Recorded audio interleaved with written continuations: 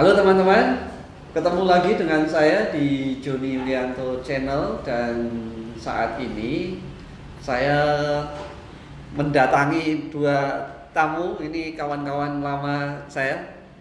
Ada Mas Angga dan Mas Christian, nanti ben kenalan dewe. Nama lengkapnya juga nggak apa lah. Silakan, biar kabar. Baik Mas Joni. Terima kasih sudah diundang untuk berkegiatan bersama. Perkenalkan diri lah. Oke, baik teman-teman, salam jumpa. Nama saya Angga Yanuar. Saat ini saya bekerja untuk organisasi Kusta dengan kantor pusat di Belanda. Masih di isu yang sama, Kusta dan disabilitas. Kami mencoba untuk menghilangkan beberapa hambatan-hambatan, terutama hambatan stigma dan diskriminasi. Oke, Mas Chris. Ya, siap Mas Joni. Makasih sudah diundang untuk bersama-sama kita ngobrol bareng. Kenalin saya Christian Pramudia, lengkapnya Christian Pramudia. Saya bekerja di PPRBM, Pusat Pengembangan dan Pelatihan Rehabilitasi Bersumber Daya Masyarakat di Solo. Dan masih di sana sejak tahun 2010 itu Mas Joni. Oke. Gimana? Sehat semua ya? Alhamdulillah Mas, sehat. Sehat. Jadi kan gini, ini teman-teman saya sengaja mengundang mereka ini untuk ngobrol soal ya, kalau kemarin di video yang pertama itu kan saya angkat soal websitenya KND, Komisi Nasional Disabilitas. Nah, di episode sekarang kita mungkin akan sedikit ngobrol untuk lebih tahu gitu apa dan bagaimana sebenarnya KND. Nah, mereka ini saya nggak tahu resource yang tepat atau enggak untuk ngomong, tapi yos entuke iki maksudnya dapatnya ini ya nggak apa-apa lah kita. Jadi gimana ini? Sudah dengar-dengar tuh soal Komisi Nasional Disabilitas ini, Mas Angga dan Mas Chris? Ya, dengar-dengar seruing-seruing gitu ya. Ya. Dengar-dengar seruing-seruing. Mas Angga dulu deh bisa mengawali ceritanya. Jadi apa ini? Mungkin teman-teman bisa diceritakan nih, teman-teman yang penonton YouTube ini kan banyak yang nggak tahu apa itu KND. KND itu kita ngopi dulu bukan? Iya. Kita ngopi dulu di Sebenarnya kafe itu. Sebenarnya kita ngopi dulu. By the way, saat durungnya ya, karena ngomong kita ngopi dulu, kita tuh sekarang ada di apa? Capable itu kalau teman-teman tahu Yakum, pusat rehabilitasi Yakum di Jalan Kaliurang KM berapa? 13,5. Nah, di sini di pusat rehabilitasi Yakum itu ada Capable, tempat ngopi yang enak dan bisa jadi tempat untuk kita ngobrol, kerja sambil ngopi, dan banyak teman-teman yang bisa diajak diskusi soal difabel. Nah, jadi silahkan yang lewat di seputaran Jakal KM 13,5 ke Capable. Nah, balik tadi Mas, silakan Mas. Ya, Mas Chris atau saya? Silakan duluan. Saya selalu mendahulukan ke yang lebih tua. Baik, jadi KND itu kan singkatan ya, kepanjangannya itu Komisi Nasional Disabilitas, dan pembentukannya ini didasari dari Peraturan Presiden Nomor 68 Tahun 2020 tentang KND, di mana ini merupakan satu buah peraturan atau regulasi teknis dari regulasi induk Undang-Undang 816 tentang penyandang disabilitas, Mas. Iya. Nah, itu kan komisi yang bertugas untuk nantinya semacam melakukan pengawasan. Sebenarnya urgensinya apa ini Mas Chris? Urgensinya yang pertama jelas amanat undang-undang kan. Itu jelas, di mana Undang-Undang Nomor 8 Tahun 2016 itu juga yang mendorong oleh kawan-kawan difabel juga sebagai bentuk dari wujud nyata negara kita kan untuk pemenuhan hak difabel, karena juga sudah meratifikasi CRPD dalam Undang-Undang Nomor 19 Tahun 2011 tentang ratifikasi Konvensi Pemenuhan Hak Penyandang Disabilitas. Ya, urgensinya yang pertama, yang paling jelas secara hukumnya itu karena sudah menjadi amanat dari undang-undang. Kemudian yang kedua adalah urgensinya sekarang kenapa harus ada KND. Tentu kita butuh satu lembaga yang non struktural dan independen, di mana mereka atau lembaga ini nantinya akan menjadi satu lembaga yang bisa mengakomodir kebutuhan-kebutuhan di masyarakat terkait dengan pemenuhan hak difabel itu sendiri, di mana di dalamnya tentu di sana ada pemantauan, kemudian ada evaluasi sampai advokasi juga, kemudian juga memberikan rekomendasi-rekomendasi apa saja yang bisa dilakukan oleh pemerintah dan masyarakat agar ada percepatan-percepatan untuk pemenuhan hak difabel. Tentunya dengan goal kita mungkin Indonesia Inklusi 2030. Nah, urgensinya sebenarnya lebih ke situ. Itu Mas Joni. Mas Angga mau menambahkan? Ya, saya rasa menambahkan saja.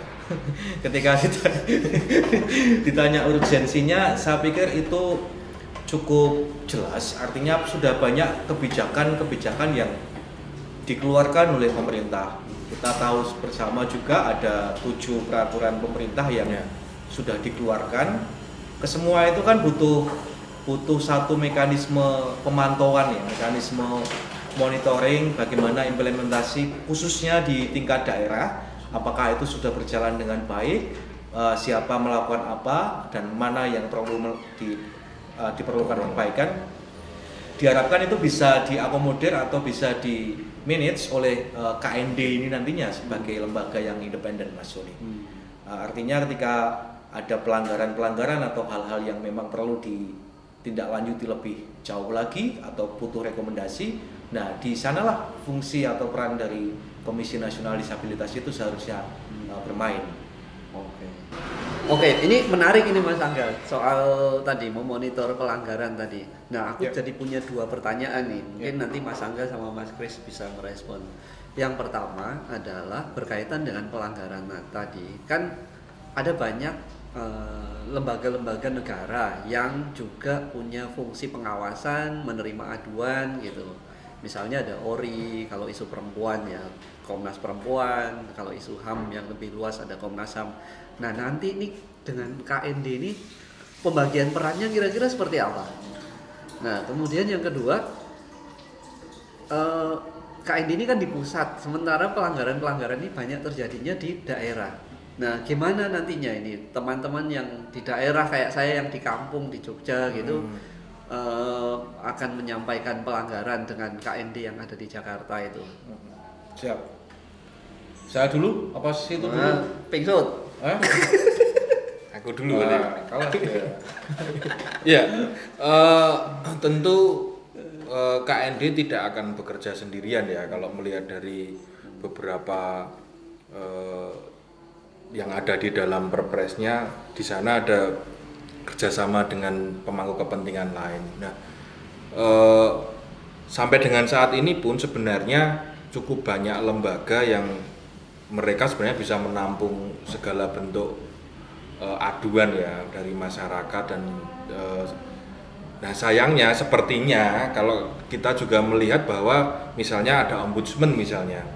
Nah, kemana misalnya ini akan diteruskan dan kemudian rekomendasinya akan seperti apa terkait dengan misalnya bicara tentang layanan publik. Nah, ombudsman sendiri sebenarnya masih butuh untuk peningkatan terkait dengan kapasitas seperti apa sih sebenarnya pelayanan publik yang inklusif. Nah, PR-nya sebenarnya di sini. Tapi kan KND masih baru, mau menambah kapasitas lembaga yang sudah senior. Iya, yang nanti kan tentunya KND kan berjuang untuk itu kan. Kita harus mendukung apa yang siapapun yang nanti ada di KND itu, dan yakin orang-orang yang ada di sana itu orang-orang yang cukup paham tentang difabel. Jangan sampai juga, makanya kita juga sebenarnya juga mendorong karena perannya sekarang ini karena baru, kemudian juga masalahnya juga cukup banyak, lembaga yang ada di Indonesia juga banyak untuk menyebarluaskan tentang perspektif disabilitas itu sendiri. Sebenarnya itu kerja beratnya KND di situ. Nah, kita nggak ingin orang-orang nantinya yang ada di KND ini adalah orang-orang yang tidak begitu memahami tentang isu ini, kemudian tidak dekat dengan kawan-kawan yang ada di lokal misalnya. Ya, tapi kembali ke pertanyaan saya tadi soal peran keterkaitan KND dengan lembaga negara yang lain, lalu kemudian gimana daerah itu kira-kira bisa memanfaatkan keberadaan KND itu gimana kira-kira? Ya, saya rasa begini Mas Joni. Gimana? Jadi ingat anak saya. Joni yes papa. Ikut-ikutan aja sikap. Oke. Jadi memang banyak ya lembaga negara yang sudah memberikan perhatiannya kepada mekanisme pengaduan ya. Ada yang disampaikan Mas Christian tadi, kemudian ada lembaga konsumen, ada banyak pokoknya. Ya. Nah, tetapi dalam isu ini yang tidak boleh ditinggalkan ya, walaupun kita bicara masalah inklusi tapi ada proteksi di sana.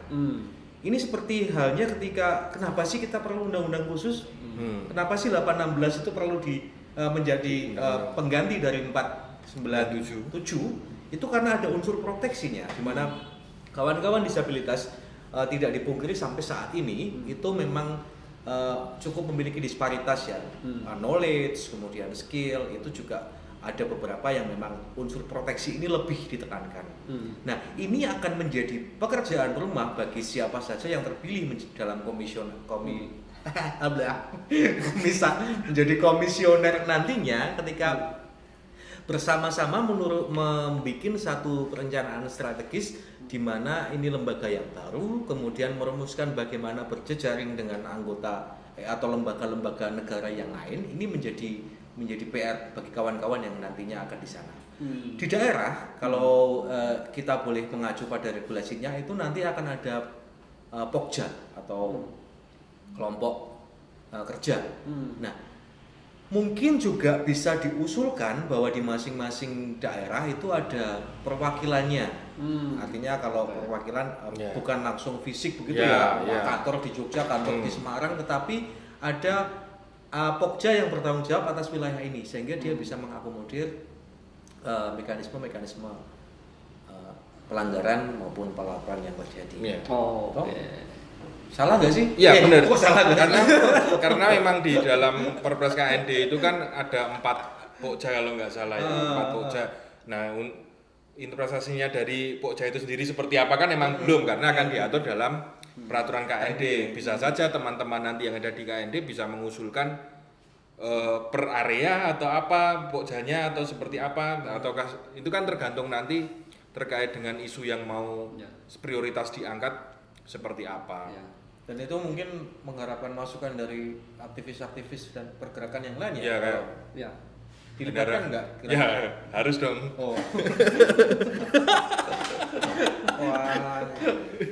Oke. Yang menarik sebetulnya tadi Mas Angga menyampaikan soal ini ada peran yang cukup penting soal proteksi ya. Proteksi, kemudian bahwa masih ada disparitas yang sangat besar. Kemudian mungkin yang perlu kita catat bahwa difabel ini minoritas tapi tersebar di mana-mana dan isunya tidak terlalu terlihat. Yang kalau kita bicara soal proteksi itu baik di isu pendidikan, pekerjaan, hukum yang lain-lain masih sangat banyak kejadiannya gitu. Kemarin kita aja PP soal misalnya pekerjaan baru saja disahkan, tapi nyatanya masih banyak terjadi teman-teman yang misalnya bahkan di formasi khusus disabilitas itu bisa ditolak misalnya, kemudian nggak diterima. Artinya tugas proteksi ini kan besar sekali. Nah, sementara yang saya dengar ada misalnya kekhawatiran soal kok KND ini berada di bawah Kementerian Sosial. Nah, kalau menurut teman-teman gimana ini? KND yang seharusnya tugasnya berat dan kemudian harusnya punya wewenang besar untuk mengutamakan, tapi kok kayaknya malah diberi porsi yang cukup mengkhawatirkan gitu dari sisi yang menaungi gitu. Kayaknya Mas Christian bibirnya udah gerak-gerak mau ngomong.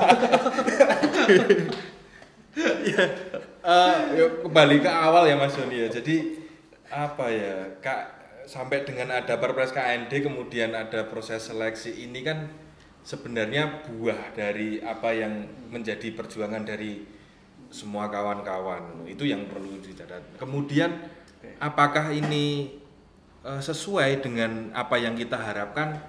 Ya tentu ada beberapa hal yang sudah sesuai, ada beberapa hal yang belum. Nah, harapan kami adalah ketika ini proses sudah berjalan, tentunya kita harus juga ikut berproses di dalam itu, dalam proses itu. Kemudian kalau kita tidak berproses, nah sudah ada KND-nya, seleksinya sudah ada, kemudian yang mengisi nanti siapa? Dan itu 5 tahun loh. Maksudnya kalau dalam waktu 5 tahun itu diisi orang-orang yang selama ini mungkin tidak pernah berjuang, terus akan seperti apa kita akan diam saja. Padahal secara undang-undang, secara hukum, KND ini jelas sebagai lembaga yang sah di Indonesia. Kita mau menggugat seperti apa? Nah, karena kalau kami melihat dari undang-undang kemudian Perpres sampai dengan proses seleksi ini sudah berjalan di alur yang benar, walaupun dalam teknisnya tentu masih ada beberapa kelemahan dalam informasi kemudian komunikasi yang disampaikan dalam beberapa tool dalam penyampaian oleh panitia seleksi mungkin belum begitu ideal. Terlepas dari itu semua, jalurnya saya pikir sudah sesuai dengan apa yang diamanatkan undang-undang. Oke. Gimana Mas Angga, pensikapan dari itu kira-kira? Ya, kalau saya boleh menggunakan bahasa Latin itu ada ubicum Q lex voluit dixit ubi tausit non luit. Ya.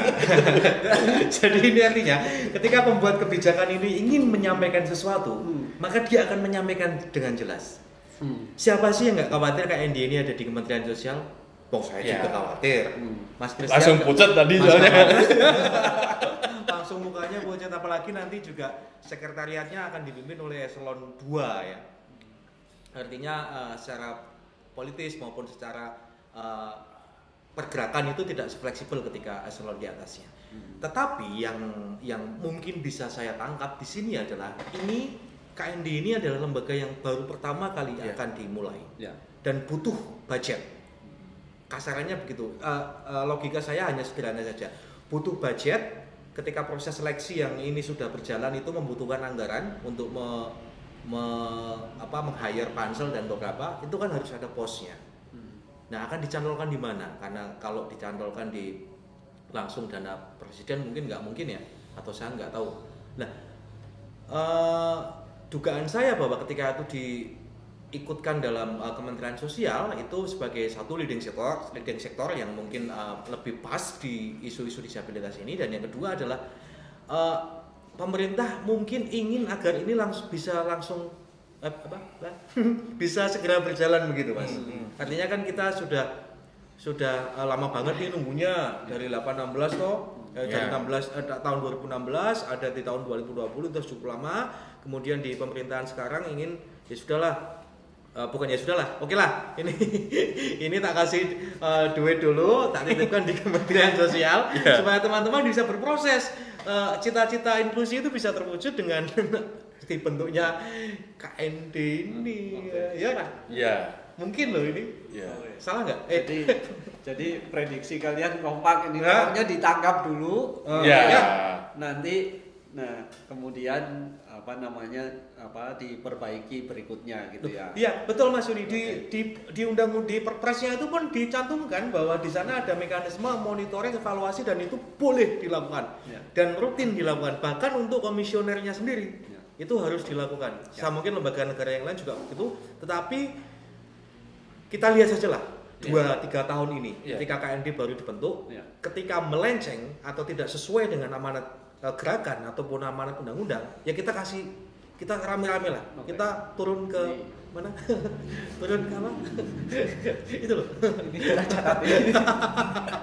Kita berikan kita mainkan fungsi kita sebagai orang-orang yang ada di akar rumput untuk memberikan input kepada kawan-kawan yang nantinya menjabat di Komisi Nasional Disabilitas ini. Baik. Walaupun catatannya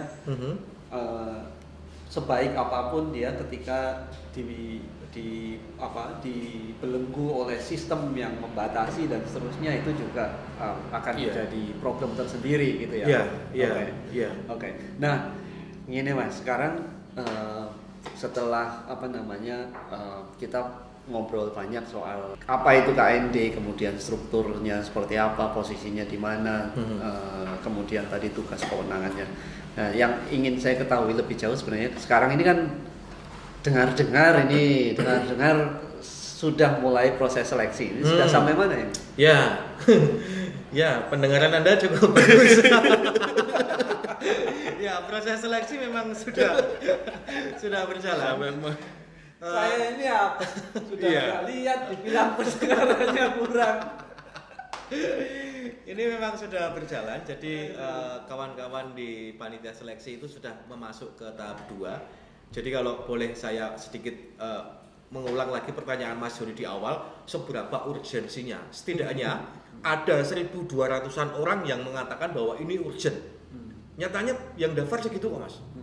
Untuk dibandingkan dengan CPNS di Kabupaten Batang tahun 2006 lalu itu hanya 900 dan itu untuk 14 formasi.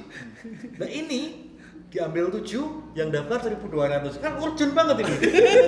Masyarakat pengen, wah ini harus segera dibentuk ini. Jadi semua punya motivasi untuk memperkuat lembaga ini nantinya. Nah tetapi yang bisa disampaikan sekarang, ini sudah masuk ke tahap kedua, tahap seleksi administrasi. Jadi teman-teman di Pansel itu sudah menjaring 169 nama yang sudah masuk dalam seleksi administrasi, di mana ada 1.290 berapa? 4 ya. Yaitu yang tidak bisa melanjutkan di tahapan berikutnya, Mas. Oke. Dan ke 169 ini akan melakukan tes lebih lanjut mungkin setelah Lebaran kali ya, setelah Idul Fitri nanti. Jangan sampai setelah Natal. Oh jangan. Kelamaan. Karena ini urgent loh Mas. Ya tak Mas Kris. Ya. Mas Kris, terus kira-kira sebagai organisasi masyarakat sipil, sebagai individu aktivis gitu, dengan proses ini kita perlu ngapain? Ya. Dari 1294 kemudian jadi 169, kemudian hanya akan diambil 14 orang sepertinya nantinya yang akan diserahkan kepada presiden untuk dipilih 7 orang.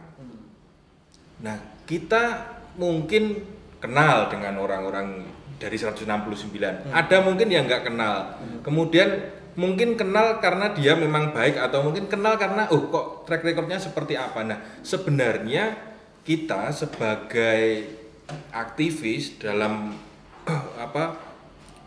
aktivis di gerakan difabel lah bahasanya, siapapun yang mungkin merasa menjadi pemerhati, merasa menjadi aktivis atau merasa menjadi bagian dari komunitas, harapan kami adalah yuk kita kawal ini. Walaupun ini nggak ideal secara bagi kawan-kawan, mungkin KND ini belum ideal untuk dibentuk dalam yang dituangkan dalam Perpres misalnya. Tetapi kita sebagai aktor gerakan, kawan-kawan sebagai aktor gerakan itu tentunya harapan kami adalah ayo kawal ini. Minimal ketika nanti terpilih 7 orang yang ada di sana, yuk kita bareng-bareng untuk merubah ini semua. Idealnya seperti apa? Kemudian bagaimana dengan yang mungkin sudah dilakukan oleh jaringan-jaringan selama ini. Ini kan bisa kerjasama secara baik juga. Jangan sampai ketika kawan-kawan mungkin kemarin sudah deklarasi formasi disabilitas misalnya, konsepnya cukup bagus untuk pemantauan dan evaluasi seperti itu. Kemudian yang duduk di KND, kemudian orang yang tidak memahami tentang konsep pemantauan hak difabel. Nah, bagaimana? Akan sia-sia juga kan? Kemudian mereka akan menjadi yang duduk di sana nggak paham, dan selama 5 tahun mereka akan duduk bayangannya makan gaji buta gitu kan. Yang penting kerja secara teknis dan administratif, tapi nggak melakukan apa-apa untuk kawan-kawan. Nah, itu yang kita sayangkan. Makanya kita harus pantau, kawal baik di dalam prosesnya, dan saya sepakat untuk teman-teman mengkritisi prosesnya bener nggak kayak gitu. Nah, itu yang kita harapkan, bukan hanya ini, termasuk mendukung, bukan hanya mendukung, tapi berikanlah masukan kepada pansel itu mana sih yang layak sebenarnya. Oke, jadi berikan masukan siapa dari 169 itu yang layak, siapa yang tidak layak gitu. Kemudian kirimkan email ke pansel KND @kemensos.go.id ya. Nanti ada di deskripsi. Oke. Sudah makin mantap ya. Di mana deskripsinya nanti? Coba tunjukin deskripsinya di mana. Ini.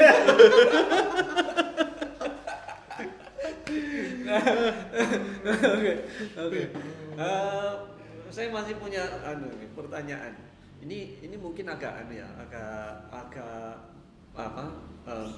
memprediksi ke depan gitu. Nah, KND ini kan memang untuk menjawab problem implementasi problem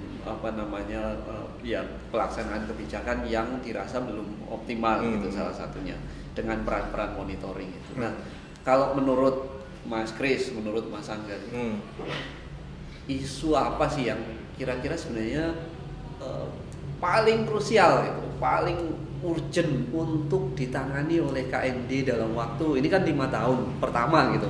Karena tadi dibilang 5 tahun pertama ini ya masa yang harus istilahnya membuktikan bahwa KND ini memang dibutuhkan dan dapat menjawab masalah gitu. Cuman kan dengan masalah yang sebegitu banyak, diskriminasi di berbagai sektor, sementara KND yang lembaga baru pasti perlu prioritas isu permasalahan yang perlu dijawab gitu. Nah, menurut Mas Kris, menurut Mas Angga, kira-kira apa nih yang katakanlah kalau bisa 3 saja yang menjadi prioritas yang ini dalam waktu 5 tahun pertama ini harus menjadi prioritasnya KND gitu. Ya, siapa? Kamu lah. Oke. Masa saya ada 3 menurut saya ya. Jadi ada 3 prioritas besar sebenarnya. Yang pertama pendidikan ya. Pendidikan, kemudian kesehatan, itu yang paling utama. Yang ketiga sebenarnya di livelihood-nya. Di livelihood ya, di penghidupannya. Ya. Nah, karena termasuk di dalamnya itu nanti akan juga bicara tentang aksesibilitas dan partisipasi dan sebagainya di sana. Nah, itu hal yang paling urgent karena pendidikan itu sesuatu hal yang paling sulit ya. Mungkin hampir semua bilang pendidikan inklusi tapi belum ada contoh yang konkret. Contoh konkret pendidikan inklusi itu sebenarnya kayak gimana sih? Atau pendidikan yang layak bagi semua itu yang seperti apa? Sampai dengan saat ini saya masih melihat belum ada yang ideal ya. Kemudian di kesehatan juga secara pemihakan misalnya sangat minim ya. Maksudnya ketika kita dengan konsep gotong royong BPJS, tapi itu juga tidak bisa dimanfaatkan oleh kawan-kawan. Itu yang paling utama. Nah, ketika 2 hal ini tidak terpenuhi, tentunya juga akan sangat berpengaruh karena mereka akan kehabisan secara materi dan sebagainya hanya untuk pendidikan. Nah, bagaimana memastikan pendidikan kesehatan ini bagi kawan-kawan itu selesai? Itu prioritas ya. Pendidikan, kesehatan, livelihood. Ya. Tapi di dalamnya tetap ada sisi partisipasinya ya. Ya. Oke. Ya. Bung Angga, Saya agak sedikit berbeda sama Mas Kristen, nggak apa ya? Yo, jangan sama. Takutnya saya kalau berbeda nanti kopinya nggak dibayarin. Jadi begini Mas Joni. Kembali ya, KND ini kan sesuatu yang baru ya. Pasti ya kita analogikan semacam bayi yang baru lahir itu kan, walaupun orang tuanya itu dokter, orang tuanya itu insinyur, itu kan pasti ada sebuah hal yang perlu kita ajarkan ya. Kita sudah didukung baik oleh pemerintah negara Kesatuan Republik Indonesia dan juga kawan-kawan pergerakan. Saya pikir juga banyak yang mendukung ke arah ini. Yang pertama harus kita lakukan adalah perencanaan strategis KND besok mau apa? Karakter lembaga. Kita kan maunya independen di bawah presiden. Ya walaupun sekretariatnya di Kementerian Sosial, tapi kalau karakter itu sudah kebentuk, itu pasti kita akan kuat. Siapapun nanti yang akan menjabat atau menjalankan KND generasi pertama ini ya. Kedua, itu perencanaan strategis, membentuk karakter lembaga dan lain-lainnya itu di awal. Pokoknya ini benar-benar digodok. Nanti kalau memungkinkan panggil jawara disabilitas se-Nusantara ini untuk duduk bersama mendiskusikan itu. Panggil saya ya? Iya, nanti saya panggil Mas Joni, kita bikin konten lagi di sana. Kemudian yang kedua menurut saya, sebelum nanti teknisnya seperti yang disampaikan Mas Christian, legal konten di Indonesia itu kan sudah banyak. Kalau boleh menggunakan teorinya siapa itu? Friedman. Ahli hukum lah. Saya kebetulan nggak belajar tentang disiplin itu. Hukum di Indonesia tentang disabilitas sudah cukup banyak. Di daerah juga sudah cukup banyak. Tapi legal structure sama legal culture-nya ini yang perlu kita tekan loh, supaya ini berjalan dengan baik. Mungkin kita ke daerah atau ke pemerintah pusat langsung bahwa ini loh, seharusnya kementerian Anda itu menjalankan beberapa hal terkait dengan inklusi disabilitas seperti ini. Tapi nyatanya kok belum. Nah, itu mungkin yang menjadi tekanan-tekanan ya, atau rekomendasi-rekomendasi KND nantinya kepada pemerintah pusat maupun pemerintah daerah. Dan yang ketiga itu adalah seperti yang disampaikan Bung Christian tadi, karena masalah di fabel itu memang cukup beragam. Mungkin masalah yang dihadapi atau tantangan yang dihadapi oleh Pak Bambang dari desa Wonokerto, Kecamatan Nganjuk itu berbeda dengan masalah yang dihadapi oleh Angga Yanuar misalnya yang tinggal di ibu kota misalnya. Itu pasti berbeda. Artinya tidak ada strategi khusus, mungkin belum ada yang bisa diberikan untuk menyelesaikan permasalahan disabilitas di Indonesia. Perlu pendekatan humanis, gayane, sosokane, yes. Perlu pendekatan humanis yang disesuaikan dengan konteks-konteks tertentu. Itu yang ketiga, Mas. Oke. Siap. Jadi perencanaan dan karakter lembaga, itu di awal.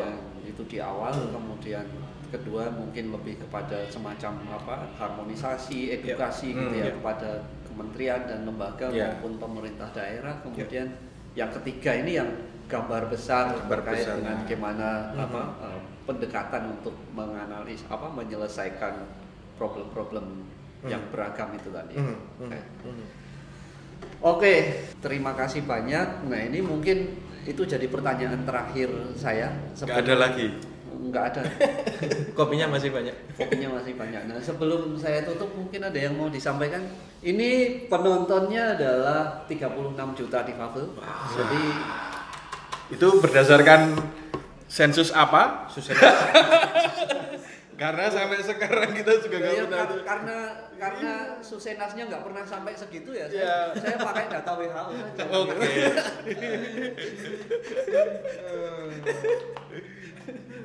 Ada yang mau disampaikan? Ya, sedikit mungkin ya. 1 menit. Ya, oke, baik. Jadi KND ini kan adalah buah pergerakan kita. Saya tidak memungkiri bahwa memang ini jauh dari idealisme kawan-kawan. Artinya kawan-kawan ada yang merasa belum puas, tapi ada yang merasa bahwa ini sudah ada kesempatan, kita hajar saja dulu, nanti pembenahan belakangan. Tetapi apapun pendapat Anda, apapun pandangan Anda itu, saya pikir kita bisa memberikan, kita sudah nggak bicara itu ya, artinya ini proses sudah berjalan terus, mau nggak mau besok akan ada 7 komisioner KND. Nah ketika itu diisi oleh orang-orang memiliki integritas, pemahaman yang bagus tentang inklusi disabilitas, itu kan akan lebih baik daripada kita nanti terserah mau ada KND atau enggak, yang penting saya tetap bisa setoran setiap hari itu. Itu saya pikir jangan seperti itu. Artinya kita coba sudah kita melihat di depan kita nasi sudah menjadi bubur, oke, tapi kita tambahi sosis, kita tambahi tomat supaya jadi bubur ayam yang enak kan ya, begitu. Oke. Siap. Mau tidak mau, suka nggak suka, 7 itu akan ada. Jadi lebih baik kalau ada 7 itu yang bisa membawa aspirasi kita gitu ya. Iya. Siap. Mas? Iya, kalau saya sama dengan Mas Angga, tetap kawal ya, tetap kawal, tetap pantau, tetap kritisi selama proses ini, itu yang paling penting, karena KND ini adalah kerinduan juga Mas, kawan-kawan yang ada di daerah, sebagai tempat untuk nanti berkeluh kesah, berkomunikasi, mungkin berkoordinasi, ataupun mungkin juga untuk kawan-kawan nanti di KND itu bisa saling memberikan edukasi kepada teman-teman di daerah. Nah itu harapan. Jadi kerinduan kawan-kawan yang ada di daerah adalah kemana ya aku akan mengadu. Kadang kayak gitu, ke Komnas Perempuan kok seperti ini. Nah mungkin karena nanti ini adalah memang betul-betul rumahnya kawan-kawan difabel, harapannya adalah itu menjadi rumah besarnya nanti. Walaupun dengan kondisi yang mungkin saat ini bagi banyak kawan-kawan mungkin belum ideal, tetapi itu bukan sesuatu hal yang membuat kita pesimis untuk menuju Indonesia inklusi ya. Indonesia inklusi 2030 tetap optimis dengan apa yang ada, karena kalau kita pesimis terus ya siapa? Kalau kita nggak bergerak, siapa yang akan bergerak? Itu yang paling penting, tetap bergerak untuk Indonesia inklusi. Baik, terima kasih Mas Kris, Mas Angga. Ada 2 poin ini teman-teman yang sangat penting saya rasa. Yang pertama, Mas Kris dan Mas Angga mengingatkan soal KND adalah harapan bagi komunitas difabel, warga negara Indonesia yang difabel untuk menyampaikan pengaduan dan seterusnya, sehingga dan tadi yang penting, mau tidak mau, kita suka tidak suka, karena itu sudah ada aturannya akan terbentuk.